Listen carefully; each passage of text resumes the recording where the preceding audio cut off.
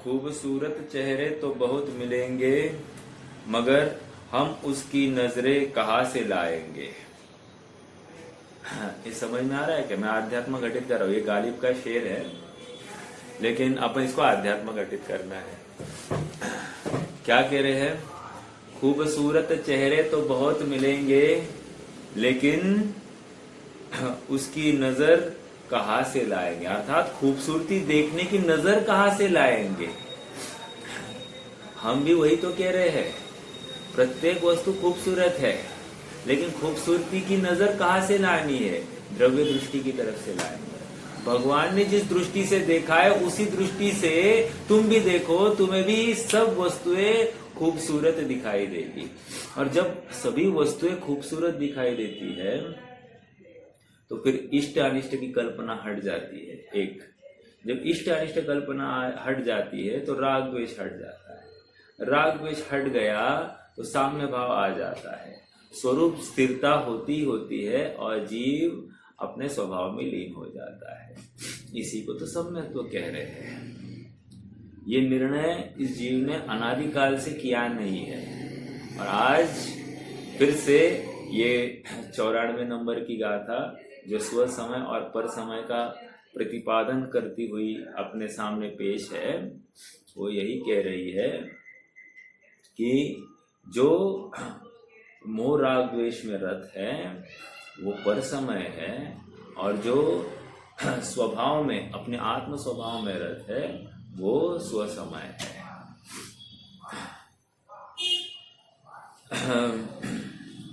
करेंगे चर्चा।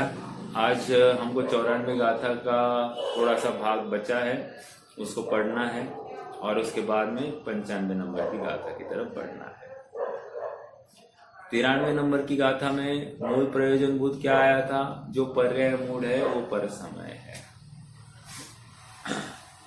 94 नंबर की गाथा में मूल प्रतिपादन क्या चल रहा है?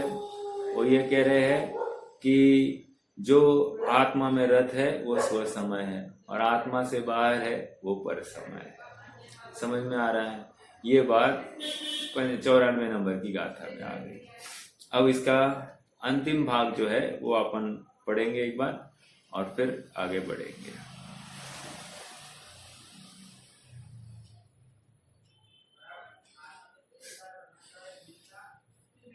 हाँ, देखो, स्व समय और पर समय की चर्चा है।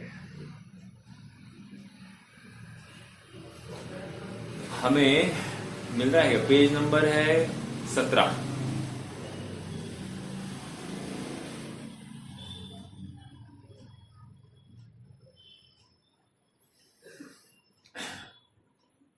स्व समय मिल रहा है, थर्ड पैराग्राफ। स्व समय और पर समय का तुलनात्मक विवेचन, समय सार की आत्मख्याति टीका, प्रवचन सार की तत्व प्रदीपिका टीका और पंचास्तिकाय की समय व्याख्या टीका के आधार पर समय सार अनुशीलन भाग 1 में इस प्रकार स्पष्ट किया गया है। इस लेखक की अन्य कृति है समय सार अनुशीलन। समय सार अनुशीलन की पहली जो भाग है, पहली जो पुस्तिका है, उस पुस्तिका के दूसरे गाथा की टीका में उसका निरूपण किया गया है। समन्वयात्मक दृष्टि से इसकी चिंतन किया है। क्या समन्वय? कि समय सार की दूसरी गाथा में स्व समय पर समय की चर्चा है। प्रवचन सार की 94 नंबर गाथा की टीका में भी स्व समय पर समय की चर्चा है, और पंचास्तिकाय में भी सूक्ष्म लव ऐसा शुद्ध संप्रयोग ऐसा जो शब्द आया है उसकी क्या अपेक्षा है, अर्थात वो भी स्व समय पर समय की अपेक्षा ही रखता है। तो ये तीनों का समन्वय लेखक ने किया है। देखो, हम पढ़ते हैं तो सब क्लियर हो जाएगा। समय सार की दूसरी गाथा में दर्शन, ज्ञान और चारित्र में स्थित जीव को स्व समय कहा गया है, और प्रवचन सार में आत्म स्वभाव में स्थित जीव को स्व समय कहा गया है। वहां पर दर्शन, ज्ञान, चारित्र अर्थात गुणों में स्थित जीव की चर्चा है, और यहाँ आत्मा में स्थित जीव की चर्चा है। ओके, एक बात यहाँ पर दिखाई दे रही है। इस प्रकार समय सार में पुद्गल कर्म के प्रदेशों में स्थित जीव को पर समय कहा है और प्रवचन सार में पर्याय में निरत अर्थात ऐसे आत्मा को पर समय कहा गया है।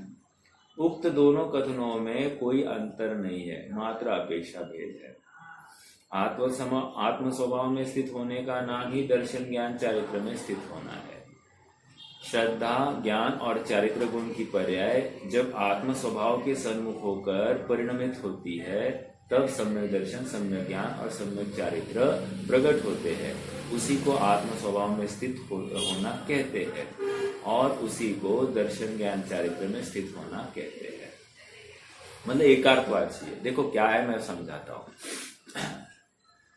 आत्मा के 3 गुण ऐसे हैं जिनका विकारी परिणमन होता है। मतलब मुख्यतया 3 गुण की चर्चा, विकारी परिणमन चलता है या स्वाभाविक परिणमन चलता है। जब विकारी परिणमन चलेगा तो उनको लेकर संसार अवस्था सिद्ध हो जाती है और यदि स्वाभाविक परिणमन चले तो उनको लेकर मुक्त अवस्था अर्थात द्रव्य पर्याय, द्रव्य व्यंजन पर्याय, स्वभाव व्यंजन पर्याय उसकी व्यक्त हो जाती है। वो कौन से है? ज्ञान, दर्शन और चारित्र। तो क्या कह रहे हैं, जब ये ज्ञान, दर्शन और चारित्र आत्म सन्मुख है अर्थात आत्मा की तरफ झुका है, अर्थात ज्ञान ये जानता है कि यह मैं हूँ, श्रद्धान ये मानता है कि यह मैं हूँ और चारित्र गुण ये रुचि करता है कि यह मैं हूँ और इसमें ही रुचि करना है। तो ऐसा अपने वस्तु में रुचि करता हुआ जो चारित्र गुण है, तो ये कह रहे इन तीनों की दृष्टि कहाँ है? कह रहे स्वभाव सन्मुख है। इसलिए दर्शन ज्ञान चारित्र में रत जो जीव है अर्थात वो दर्शन ज्ञान और चारित्र की पर्याय स्वभाव सन्मुख हुई है, इसलिए कह रहे हैं आत्मा में ही रत हो गई है। 3 गुण अपने स्वभाव की तरफ झुके कहो या समस्त गुण अपने स्वभाव की तरफ झुके कहो, ये एकार्थवाची है। हाँ, जब ज्ञान, दर्शन और चारित्र स्वभाव की तरफ झुक जाएंगे तो 100% अन्य गुण भी स्वभाव की तरफ ही झुके हुए मिलेंगे।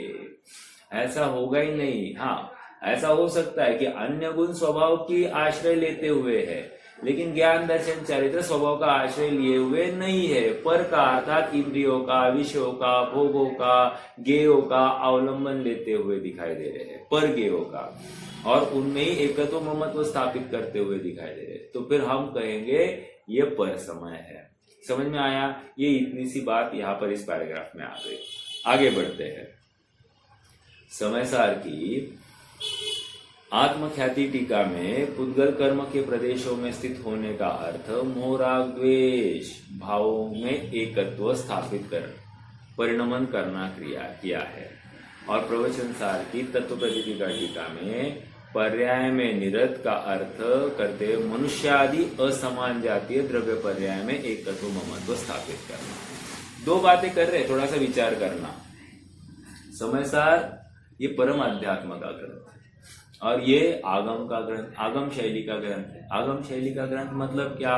आगम शैली में वस्तु स्वरूप का निरूपण चलता है और हाँ, परम अध्यात्म शैली में या अध्यात्म शैली में क्या होता है, वहां पर प्रयोजन परक वस्तु का ज्ञान कराया जाता है। और प्रयोजन परक वस्तु मतलब मेरा शुद्धात्मा, तो उस शुद्धात्मा की प्राप्ति के लिए किया गया प्रयास, उसके योग्य ही फिर कथन चलेंगे। और यहाँ पर हाँ, आगमात्मक शैली से जब चर्चा चलती है तो यहाँ पर द्रव्य गुण पर्यायात्मक वस्तु का निरूपण किया जाता है। तो क्या आ रही बात?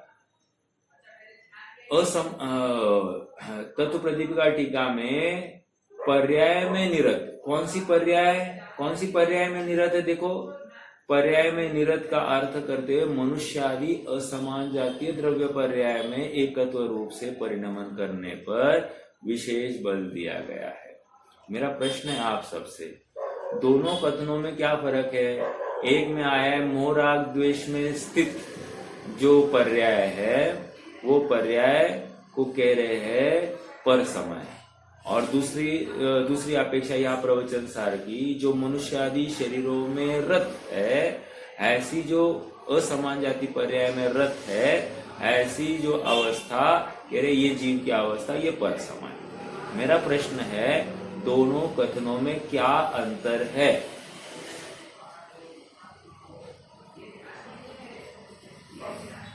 कोई बता पाएगा?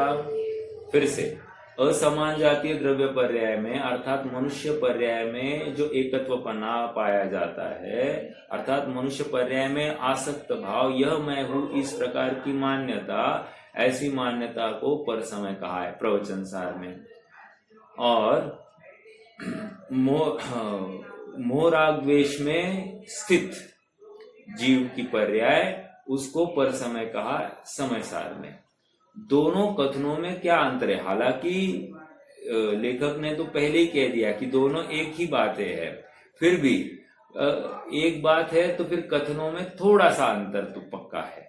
वो क्या अंतर है ऐसा कौन बताएगा? की अपेक्षा के भैया। हाँ बराबर।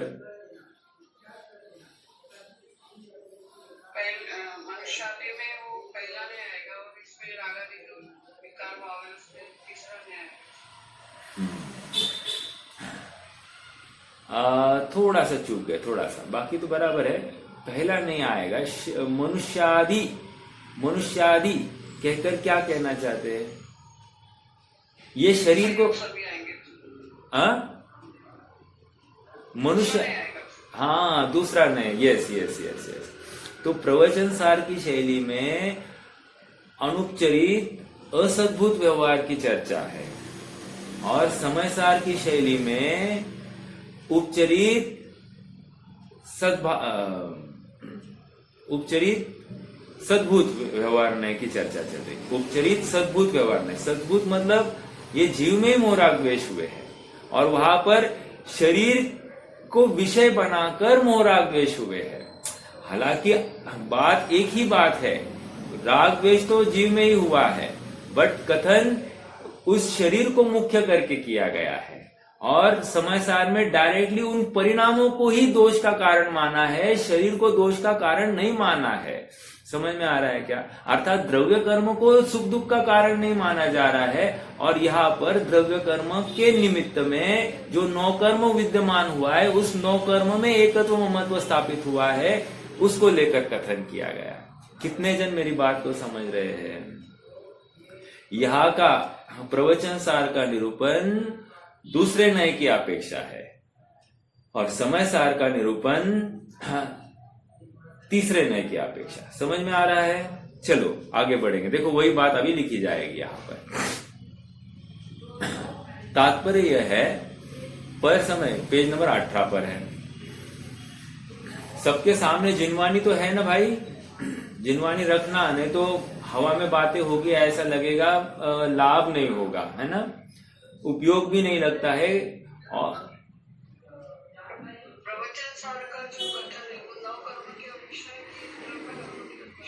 आप कोई भी लो, दूसरे नए का विषय है। हालांकि मनुष्यादि पर्याय जब कह रहे हैं तो मनुष्यादि पर्याय उस शरीर को देखकर कहते हो आप, तो नौ कर्म की अपेक्षा, और मनुष्य गति नामक नाम कर्म की तरफ से देखते हैं तो द्रव्य कर्म की अपेक्षा कथन है। समझ में आ रहा है क्या? आप कुछ भी लो, लेकिन वो तो पर समय में डाला जाएगा, क्योंकि अब मैं मनुष्य हूं, क्योंकि मैं मनुष्य गति का मेरा उदय है, ऐसा कोई कहे तो माने तो उसका द्रव्य कर्म की अपेक्षा कथन है। और इस शरीर को देखकर वो अपने को मनुष्य मानता है तो नौ कर्म की तरफ से देखकर उसका कथन है। ठीक है, चलिए। गति वगैरह इसलिए हाँ, गति को लेकर ही तो द्रव्य कर्म लिया जाएगा। या देखो और समझना है थोड़ा सा, उसका ज्ञान का क्षयक्षम बहुत बढ़िया है। अब ज्ञान का क्षयक्षम बढ़िया मतलब क्या?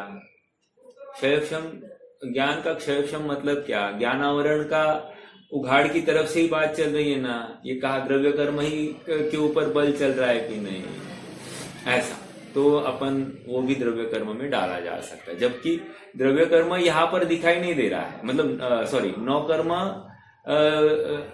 वो होशियारी के रूप में नहीं दिखाई दे रहा है, बट हम इन शॉर्ट द्रव्य कर्म को देखकर ही द्रव्य कर्म का ही निरूपण करके इसकी होशियारी का निर्णय कर लेते हैं।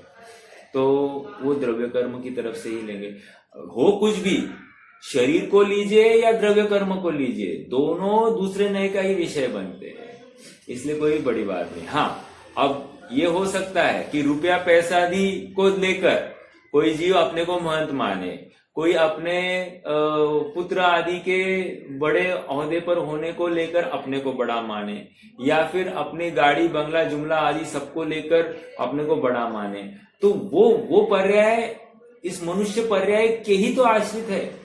उसको फिर पहले नए का विषय लेंगे तो सही, लेकिन पहले नए का विषय। ठीक है।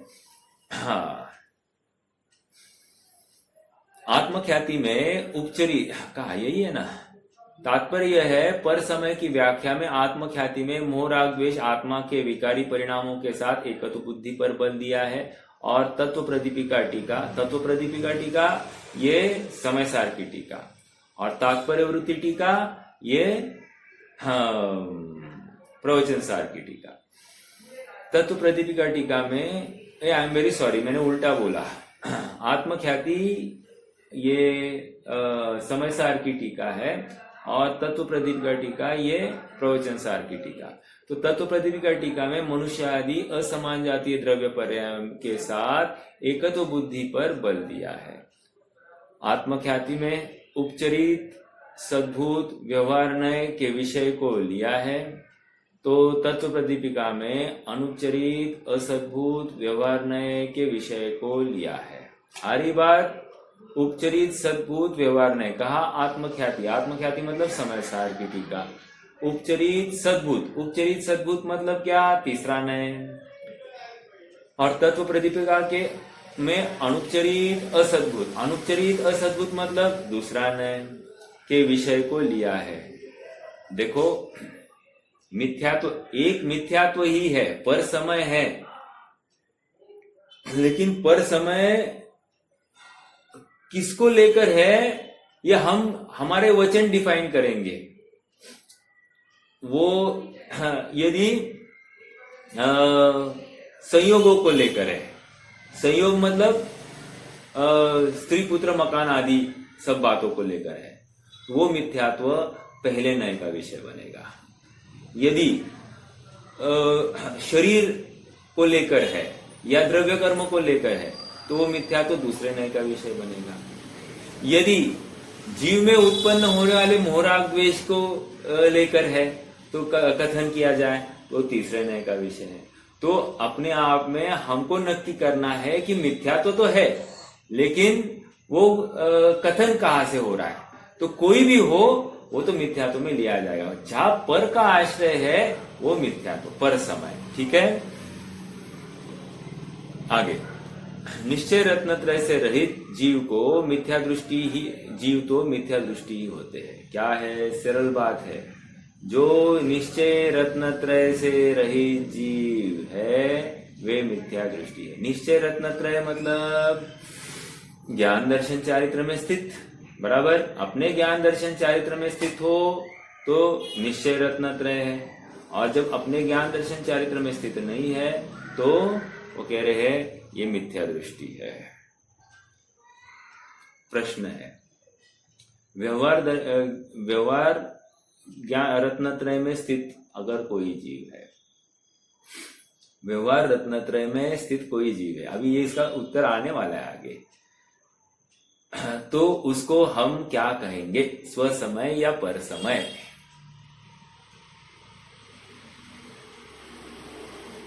बोलिए।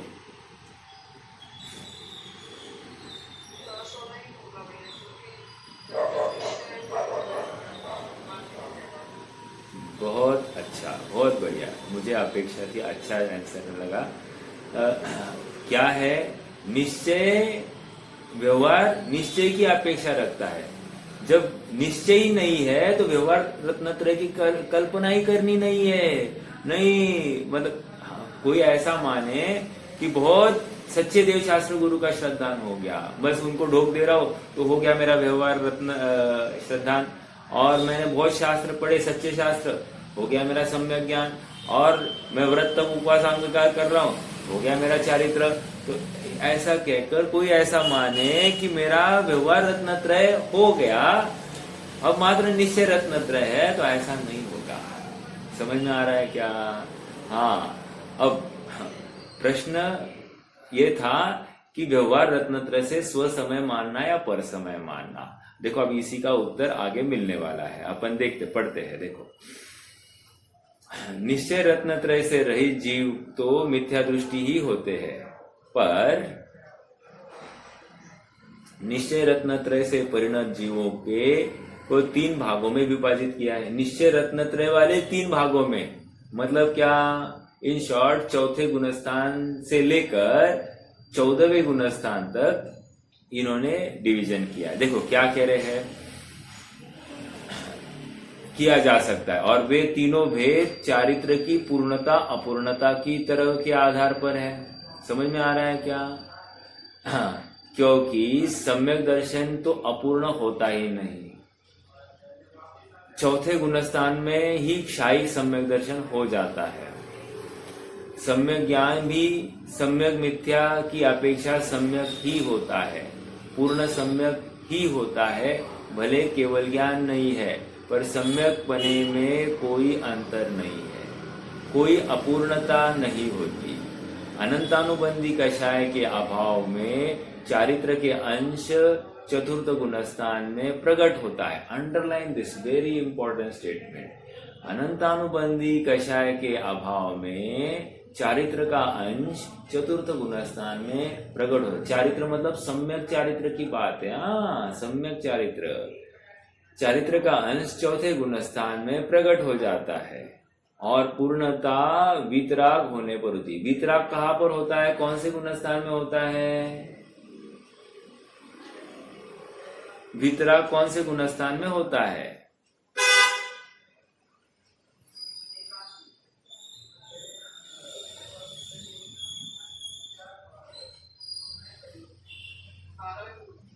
बहुत अच्छा, 11वां कहो 12वां कहो, 11 और 12 गुणस्थान में वीतराग हो जाता है। अब देखो क्या कह रहे हैं, कहा गया, हाँ, पूर्णता वीतराग होने पर होती है, और तथा 7वें गुणस्थान में योग्य शुद्धों की अपेक्षा 7वें गुणस्थान में निश्चय चारित्र होता है। इस प्रकार निश्चय रत्नत्रय परिणत जीवों को निम्नांकित 3 भागों में रखा जाता है। कौन से होंगे? एक चौथे गुणस्थान वाला, एक कौन सा है? छठे मतलब 7वें गुणस्थान में स्थित है वो, और एक 11वें 12 में स्थित है वो। ठीक है, देखो अभी क्या कह रहे, पढ़ते हैं अपन। निश्चय सम्यक दर्शन ज्ञान चारित्र प्रकट हो जाने से चतुर्थ गुणस्थान वाले जीव निश्चय रत्नत्रय में परिणत है। एक, इस अपेक्षा से चतुर्थ गुणस्थान से लेकर सिद्ध तक सभी जीव स्व समय है। General statement. Okay, general statement मतलब चौथे गुणस्थान से लेकर समस्त जीवों को एक कैटेगरी में ले लिया, स्व समय। कोई फर्क ही नहीं देखा, चौथे में और सिद्धों में कोई फर्क नहीं। चौथा गृहस्थ है, युद्ध कर रहा है, अरे क्या क्या कर रहा है अभी आप देखो तो सही, भोजन कर रहा है, सब भोग कर रहा है, और उसको सिद्धों की कैटेगरी में लिया है। कारण क्या? बस चारित्र का अंश प्रकट हो गया है, चारित्र का अंश प्रकट हो गया है, ज्ञान दर्शन सम्यक हो गए हैं, इसलिए ये जीव स्व समय है। मेरा प्रश्न है, स्व समय यहाँ पर किस अपेक्षा से, मतलब क्या है? हाँ, आपको अगर प्रॉपर एक शब्द देना है स्व समय के लिए, तो उसमें कौन सा अंश को लेकर आप स्व समय निश्चित कर रहे हैं?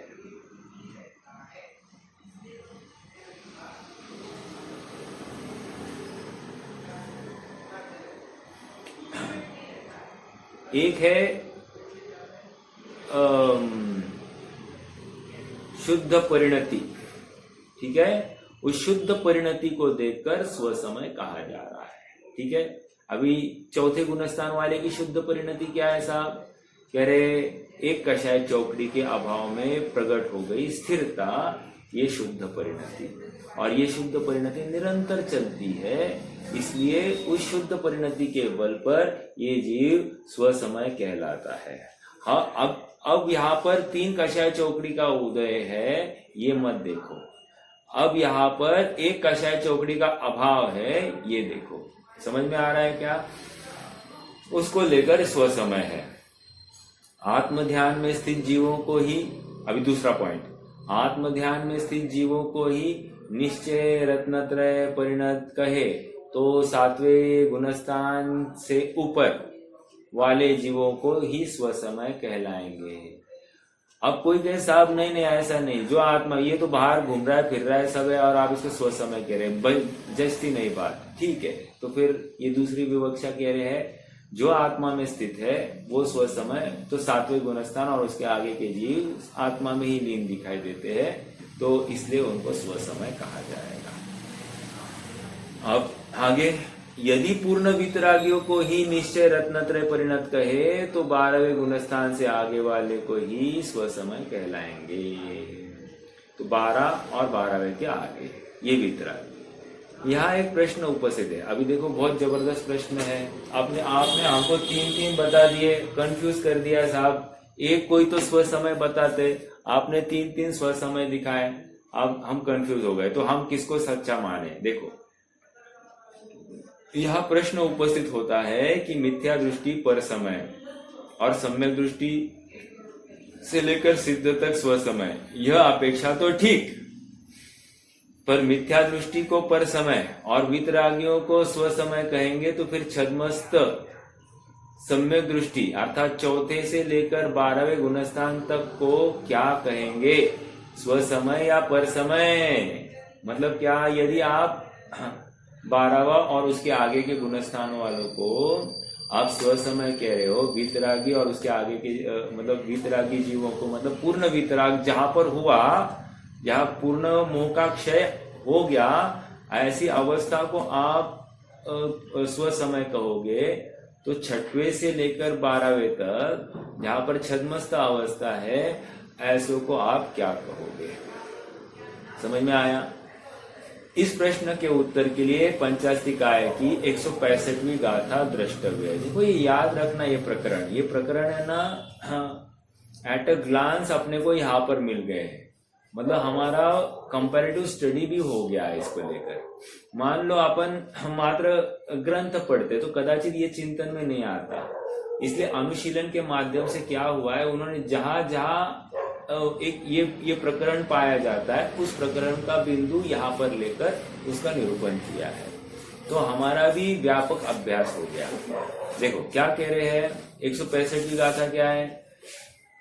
अन्नाणादोणानि यदि मन्नदि शुद्ध संपोगादो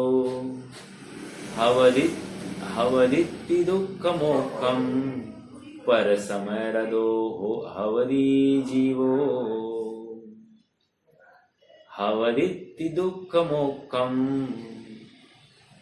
पर समरदो हवदी जीवो।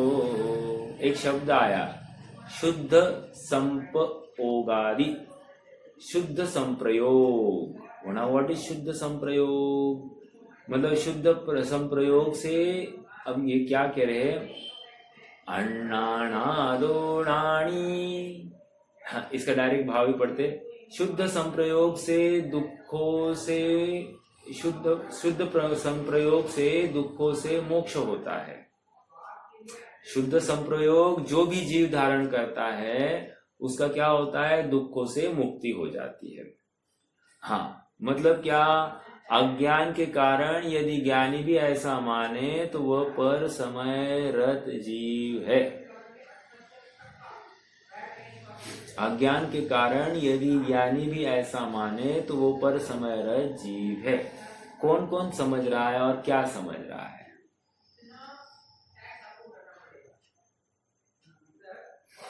अपन आगे करेंगे चर्चा। देखो ये क्या कह रहे हैं मैं समझाता हूं आपको। शुद्ध संप्रयोग ये मुक्ति का कारण है। अगर अभी कोई चौथे गुणस्थान में, सो कॉल्ड चौथे गुणस्थान में है जीव, वो कहेगा अरे मेरा तो पूर्ण वितरागता नहीं है, इसलिए मेरा मैं पर समय हूं, क्योंकि 12वें गुणस्थान और ऊपर ही शुद्ध संप्रयोग कहा जा रहा है, तो मैं पर समय हूं। अगर कोई जीव ऐसा मानता है तो वो चौथे गुणस्थान वाला भी नहीं है, वो तो पहले गुणस्थान वाला है, ये कह रहे हैं। समझ में आ रहा है क्या? अज्ञान के कारण यदि ज्ञानी भी ऐसा माने तो वो पर समय रत जीव है साहब। फिर भी समाधान नहीं हुआ। समाधान इतना बोलिए, चौथे से लेकर 12वें गुणस्थान में उस जीव को हम क्या कहेंगे? तो आचार्य जयसेन ने एक शब्द लिया है, ठीक है। वो शब्द क्या है? वो शब्द दिया है उन्होंने सूक्ष्म लव। सूक्ष्म लव ऐसा शब्द दिया है। सूक्ष्म लव मतलब क्या भाई? है तो सम्यक दृष्टि, है तो स्वसमय, लेकिन अभी मोह का अंश जिंदा है, और इसलिए सूक्ष्म लव ऐसा एक शब्द आया है। चलो अपन अभी पूरा पढ़ते हैं। इस गाथा की टीका लिखते समय आचार्य अमृतचंद्र लिखते हैं कि यह सूक्ष्म पर समय के स्वरूप का कथन है। Understand this.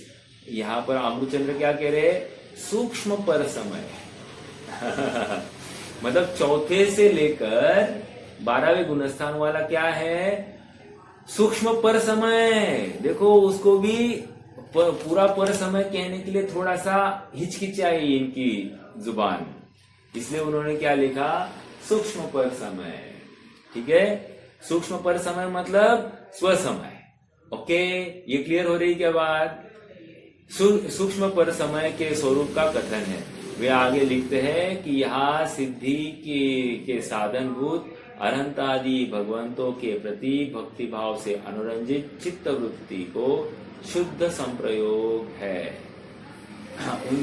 क्या है? भक्ति भाव से अनुरंजित चित्त वृत्ति। चित्त वृत्ति मतलब मन की वृत्ति को ही यहाँ पर शुद्ध संप्रयोग कह रहे हैं।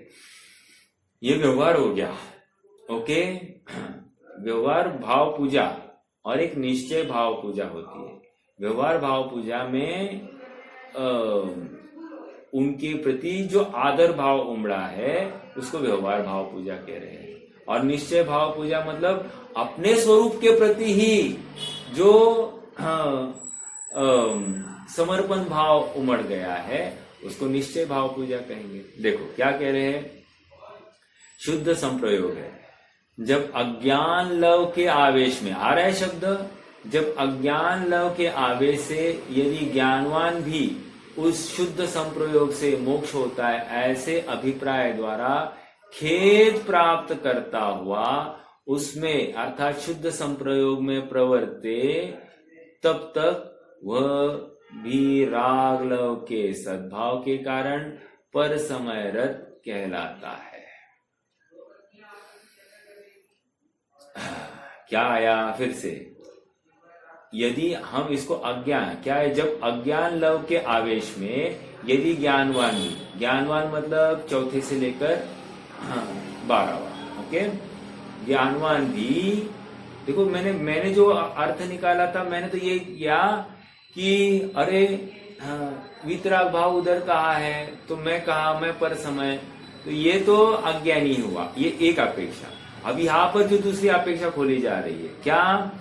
हाँ, ये जो शुभ भाव वर्ता, शुभ भाव मतलब विशुद्ध भाव, वहां पर संक्लेश विशुद्ध और शुद्ध, इसमें से विशुद्ध भाव, और वहां सच्चे देव शास्त्र गुरु की महिमा आ गई, और महिमा आकर उनके प्रति अहोभाव आया। उस अहोभाव को शुभ भाव कहा जा रहा है, उसी को यहाँ पर शुद्ध संप्रयोग कह रहे हैं, क्योंकि इसी भाव के बल पर शुद्धता अर्थात स्वभाव का आश्रय होने वाला है। जैसे मम परम विशुद्धि शुद्ध चिन्मात्र मूर्तेर भवतु समय सार व्याख्यावान भूते।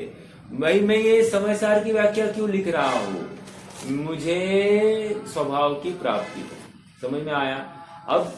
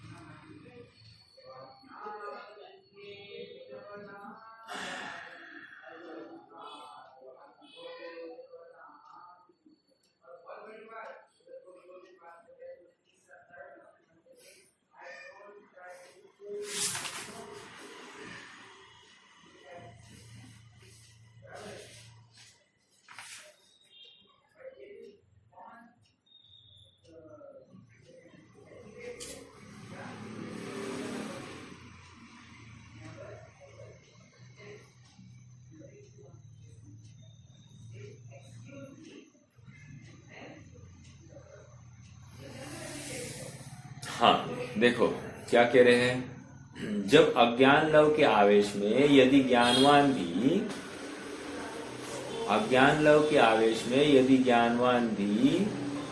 कहा गया,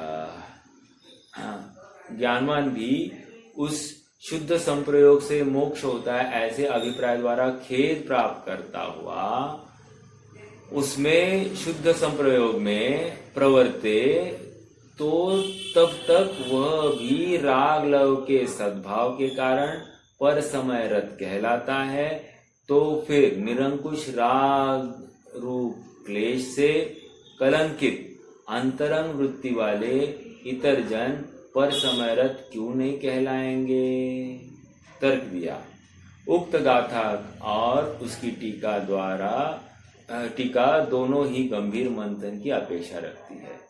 सबसे मुख्य बात तो यह है कि ज्ञानी भी अज्ञान से यह गाथा का वाक्य एवं अज्ञान लव के आवेश से यदि ज्ञानवान भी यह टीका का वाक्य, ये दोनों ही वाक्य विरोधाभास लिए हुए है। जब कोई व्यक्ति ज्ञानी है तो उसके अज्ञान कैसे हो सकता है? यद्यपि सम्यक ज्ञानी के भी औदैहिक अज्ञान होता है, अल्प अज्ञान रूप अज्ञान होता है, तथापि इस अज्ञान के कारण पर समय बना संभव नहीं है, क्योंकि यहाँ शुद्ध संप्रयोग का अर्थ अरहंत आदि की भक्ति से अनुरंजित चित्त वृत्ति किया है, और साथ ही यह भी लिखा है कि इससे मोक्ष होता है। ऐसे अभिप्राय के कारण पर समय पाना है। अतः यह सिद्ध ही है कि यहाँ औदैहिक अज्ञान की बात नहीं। यदि औदैहिक अज्ञान की बात नहीं है और ज्ञानी के क्षायक्षमिक अज्ञान होता ही नहीं है, तो फिर कौन सा अज्ञान है? ये समझ में आ रहा है कि मैं समझाऊंगा, थोड़ा सा पढ़ते पूरा।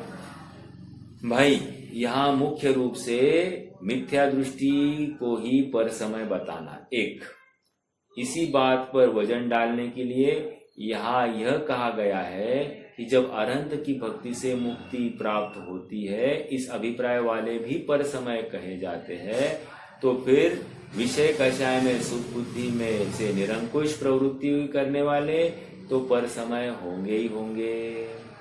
वस्तुतः तो यहाँ चारित्र के दोष पर ही वजन है, श्रद्धा या ज्ञान के दोष पर नहीं। भले ही अज्ञान शब्द का प्रयोग किया गया है, पर साथ ही ज्ञानी शब्द का भी प्रयोग है ना। तथा यह भी लिखा है कि राग लव के सद्भाव के कारण पर समयरत है। यहाँ राग लव के सद्भाव के कारण यह वाक्य विशेष ध्यान देने योग्य है। यही कारण है कि आचार्य अमृतचंद्र को उन्हें पर समय कहने में संकोच हुआ। उनका यह संकोच इस रूप में व्यक्त हुआ है कि वे उसे सूक्ष्म पर समय का कथन है। यद्यपि गाथा में ऐसा कोई भेद नहीं किया है, तथापि अमृतचंद्र टीका के आरंभ में ही यह बात लिखते हैं। श्रद्धा के दोष वाले मिथ्या दृष्टि स्थूल पर समय और चारित्र के दोष वाले सराग सम्यक दृष्टि सूक्ष्म पर समय, इस प्रकार का भाव ही इसी गाथा की टीका में आचार्य जयसेन ने व्यक्त किया है। उनके मूल कथन का भाव इस प्रकार है। चलो मैं यह देखो, ये पूरी टीका का भाव इस प्रकार है। मैंने जो कथन किया, मैंने ये कथन किया, यदि कोई मानता है कि अपना चतुर्थ पुनस्थान भी नहीं है, क्योंकि स्व समय तो वहां पर होता है, यहाँ पर हम पर समय ही है, तो वो पर समय ही है, ये एक कथन किया था। लेकिन यहाँ टीकाकार की अपेक्षा ये है कि पर समय मतलब क्या कह रहे, वो आत्मा में स्थित नहीं है, बस इतनी सी बात है। आत्मा में स्थित नहीं है मतलब क्या, वहां पर राग लव है। एक दूसरी बात, आत्मा में स्थित नहीं है मतलब क्या, अभी चारित्र में जो दो अंश थे उसमें शुद्ध परिणति मत देखिए, उसमें उपयोग का अंश देखिए। उपयोग का अंश क्या है, शुद्धोपयोग है, शुभोपयोग है या अशुभोपयोग है। यदि उपयोग के अंश में शुद्धोपयोग है तो वो स्वसमय ही कह देना। लेकिन उपयोग के अंश में शुभोपयोग है या अशुभोपयोग है तो वो पर समय ही है। समझ में आया? अर्थात यहाँ पर चारित्र के मल को पर समय कहा जा रहा है। और चारित्र का मल मतलब क्या? जितना मल विद्यमान है उस मल को देखकर कह रहे हैं कि ये सूक्ष्म पर समय है। ओके, जब चारित्र के मल को देखकर छद्मस्थ सम्यक दृष्टि को भी यदि पर समय कहा जा रहा है तो मिथ्या दृष्टि तो 100% पर समय हुआ ही हुआ है, ऐसा यहाँ पर समझना। ठीक है, ये इतनी सी बात यहाँ पर आ गई। देखो आइए ये जयसेन स्वामी का बचा हुआ अंश पढ़ते हैं और फिर आगे बढ़ेंगे। कोई पुरुष निर्विकार शुद्धात्म भावना लक्षण वाले परमोपेक्षा संयम, परम उपेक्षा संयम में स्थित होने में अशक्त होता हुआ, अशक्त मतलब कमजोर, पुरुषार्थहीन, अशक्त होता हुआ, अशक्त का अर्थ वीक, ऐसा नहीं, कमजोर, कमजोर मतलब पुरुषार्थहीन। देखो और एक शब्द है कृश और अकृश। हाँ, अकृश मतलब ये रत्नगण शावकाचार में अकृश नाम का शब्द, तो वो अकृश का अर्थ वहां पर अनुगति ऐसा लिया है। समझ में आ रहा है क्या? और कृश मतलब अनुवृत्ति क्यों ले रहे? स्थूल, स्थूल और सूक्ष्म। कृश मतलब सूक्ष्म और अकृश मतलब स्थूल। अभी ऐसे ही यहाँ पर अशक्त, अशक्त मतलब कमजोर, कमजोर मतलब पुरुषार्थहीन।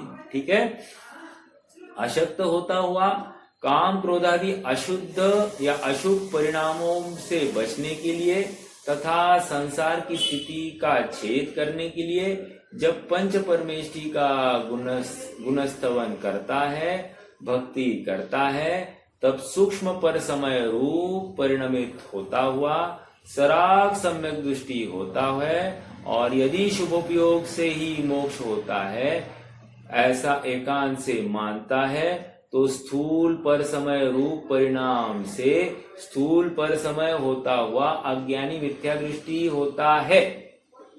आगे क्या बात क्या कह रहे हैं? यदि शुभोपयोग से ही मोक्ष होता है ऐसी एकांत से मानता है कोई भी जीव हो अभी XYZ, तो कह रहे वो मिथ्या दृष्टि ही है, अज्ञानी है, स्थूल पर समय रूप है। ओके, उक्त कथन में मिथ्या दृष्टि को स्थूल पर समय और सराग सम्यक दृष्टि को सूक्ष्म पर समय कहा है। इससे यह समझ सहज ही फलित होता है कि वितराग सम्यक दृष्टि स्व समय है। इस गाथा में मुख्य रूप से यह कहा गया है कि देह और इस गाथा मतलब ये 94 नंबर की गाथा। अब यहाँ पर आ जाओ। इस गाथा में मुख्य रूप से यह कहा गया है कि देह और उसमें विद्यमान आत्मा को मिलाकर हम स्वयं को मनुष्य कहते हैं और जिनवाणी में भी व्यवहार से इन्हें एक कहा गया है। कहा आया समय सार की 27वीं गाथा में इस बात को स्पष्ट किया गया है। क्या है गाथा? किसी को याद है 27वीं गाथा? देह चेतन एक है यह कथन है व्यवहार का, ये एक हो सकते नहीं ये कहा। ये कथन है निश्चय का। कहने की बात इतनी है, यह कथन है परमार्थ से, कोई जो कुछ होगा, अभी मैं एग्जैक्टली मुझे शब्द नहीं याद आ रहे। कहने की बात 27वीं गाथा में देह चेतन को एक कहा है। ओके, हाँ, वहां पर देह चेतन को एक कहा है। उसके पीछे का बैकग्राउंड कौन बताएगा? किसी को याद है वहां क्या बैकग्राउंड है? किस आशय में उन्होंने देह चेतन को एक कहा गया है? किसी को याद है?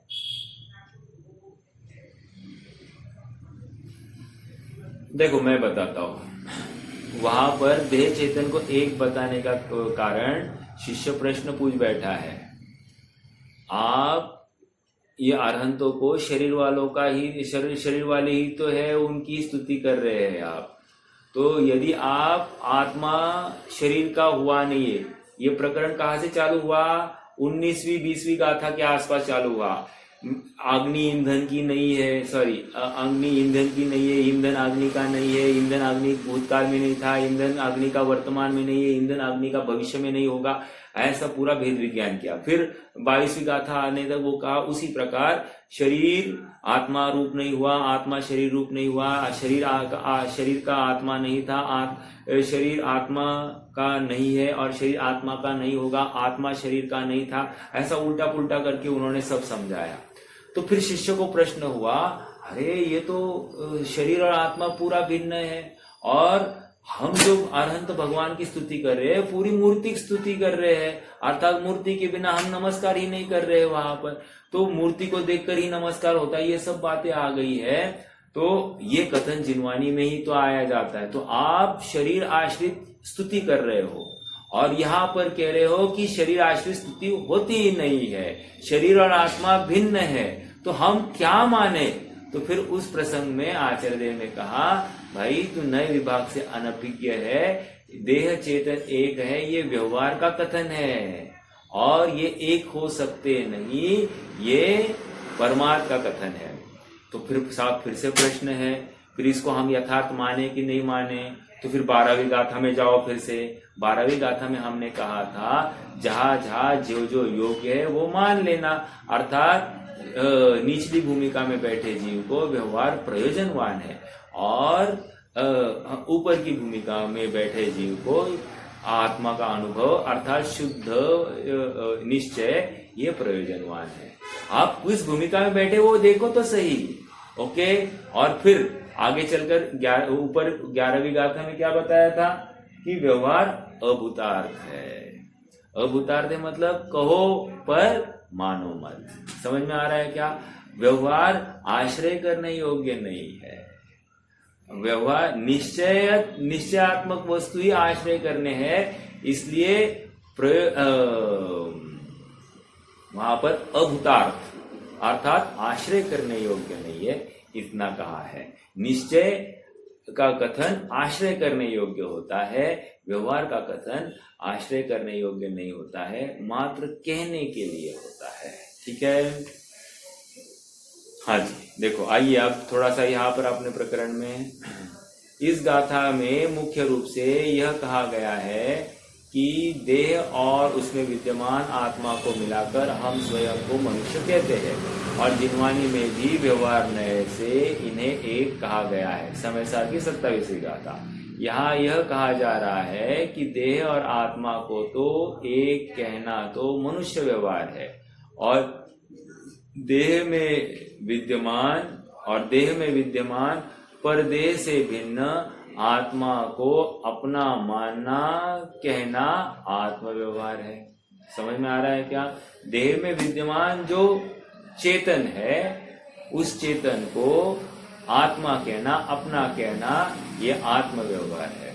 ठीक है, पर से भिन्न मैं आत्मा हूं ऐसा कहना ये आत्म व्यवहार है। ठीक है, इस आत्म व्यवहार से अपरिचित जो प्राणी मनुष्य व्यवहार के आधार पर देह संबंधी संपूर्ण क्रियाकलाप को छाती से लगाते हैं, धर्म मानकर उनका सेवन करते हैं, उक्त क्रियाकांड करके स्वयं को धर्मात्मा समझते हैं, वे मिथ्या दृष्टि है।